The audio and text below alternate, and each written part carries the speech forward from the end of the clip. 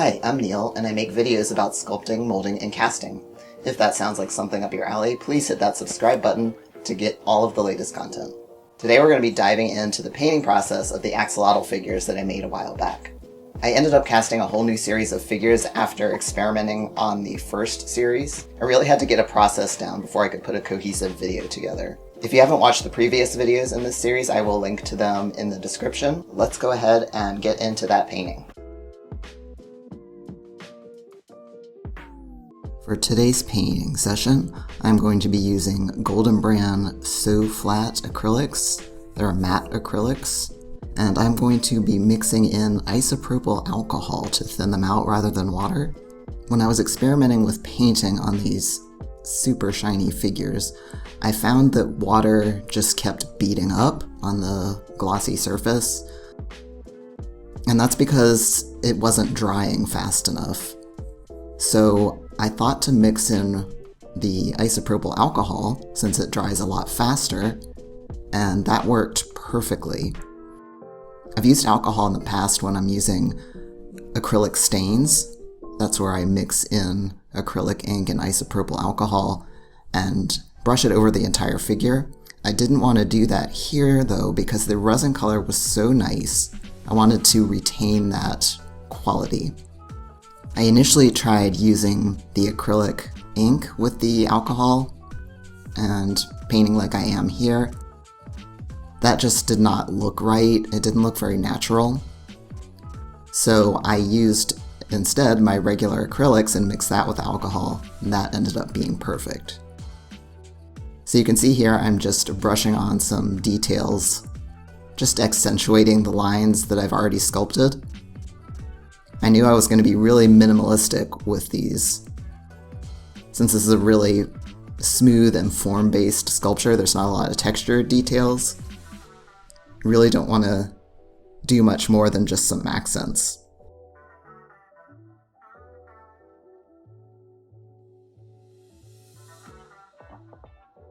And of course I wanted to integrate some spotting, as the axolotls have kind of mottled skin. So with the black it was a little difficult, had to work pretty quickly. As you notice, once the spots dry, they're really hard to see. It's a little bit easier in person, but I just had to keep shifting the figure back and forth to see where I had already put spots. And of course, once I add the gloss at the end, those spots really pop out. But during the painting, it's a little tricky. I'm using my smallest detail brush to put these spots on. After they dry, I look them over and see if there's any thin spots, and go back and paint over the ones that need a little attention.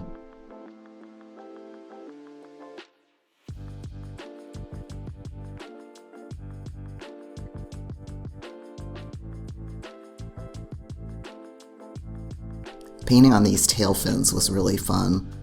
You could sort of map out the spots on one side and then flip it over and just trace the spots on that side. And that ended up with a really neat effect.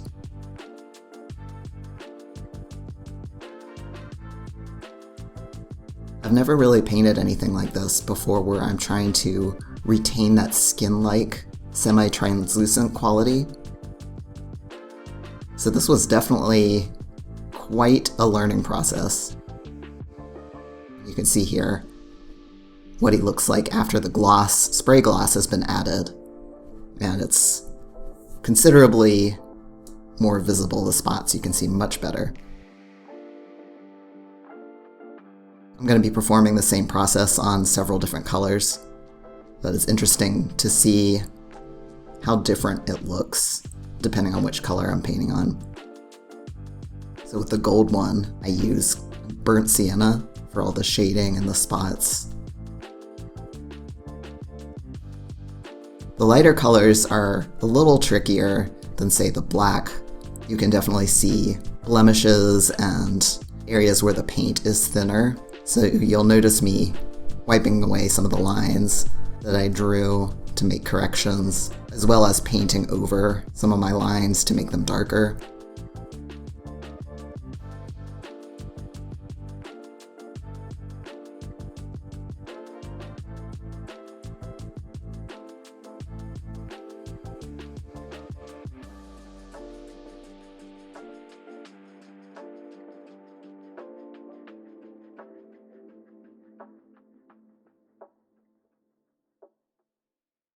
I found this to be really forgiving, almost more so than painting with water. It was very easy to erase any mistakes. I really recommend trying this out though, if you're painting resin.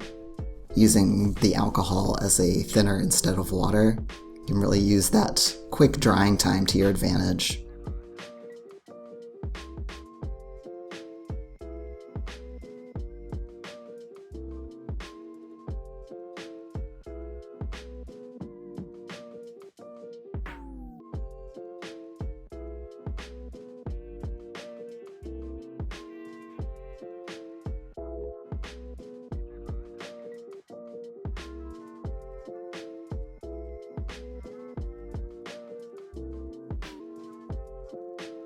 I have my paper towel off camera here, but after I dip my brush into the paint, I do wipe off the excess, so I'm not blobbing the paint on there. I don't want the paint to run down the figure.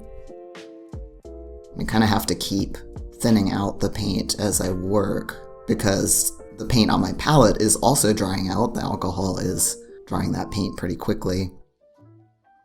So once I notice the paint starting to be thicker as I'm applying it, I will add a little more alcohol.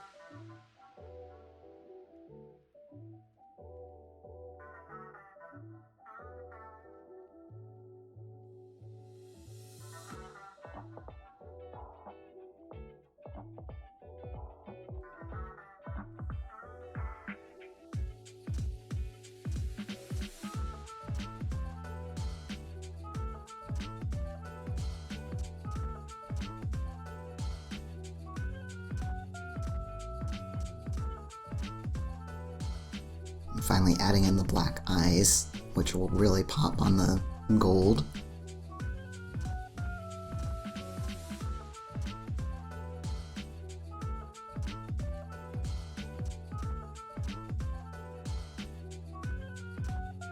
He's about finished here, so I will be adding the spray glass over top.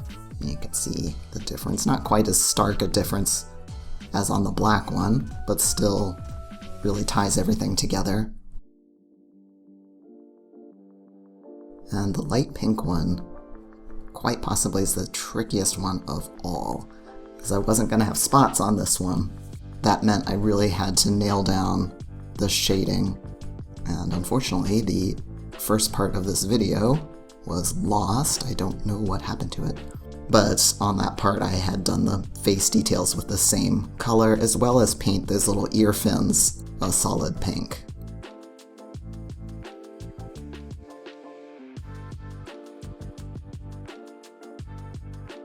This shading color was a mix of white, red, purple, and black. I wanted it to still have a skin-like quality. I didn't want it to look dirty. So once you add black, it gives it that kind of grimy tone. I also had to get the right mix of alcohol in there. So even though this is probably the most simple paint job, it just ended up taking a long time just getting the colors right.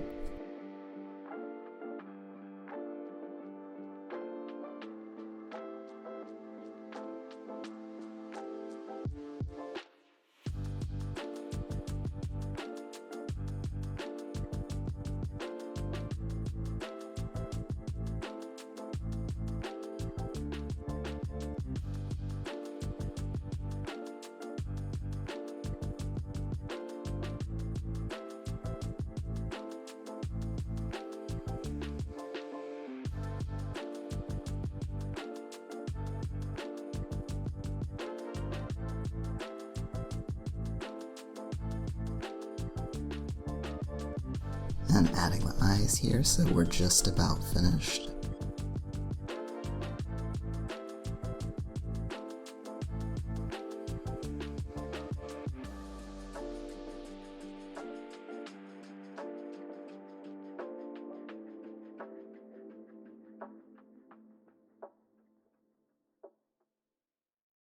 Add that glossy coat at the end.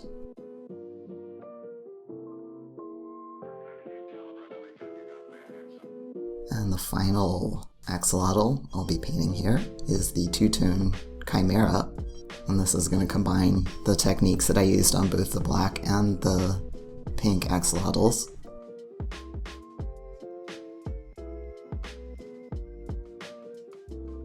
So I'm doing the shading on the pink side first, getting that out of the way. I'm going to have the black spots leading into the pink side to get the two sides to blend cohesively together, so it's not quite as stark of a split down the middle.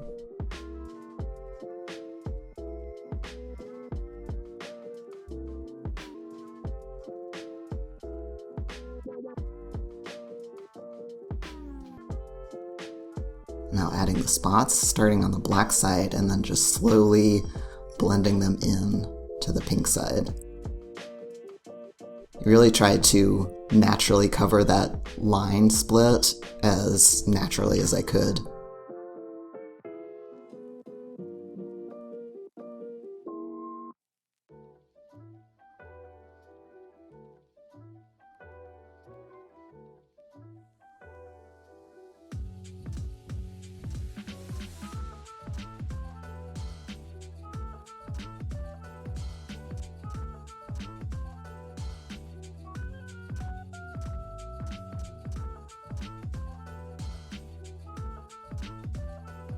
Doing the same with that color split on the tail.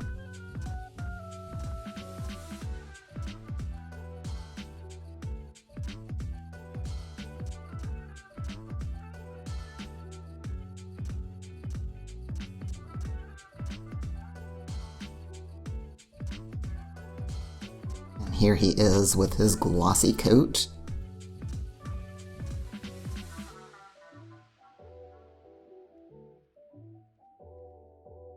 And that was the process of painting the axolotls. Here's a look at all the finished figures.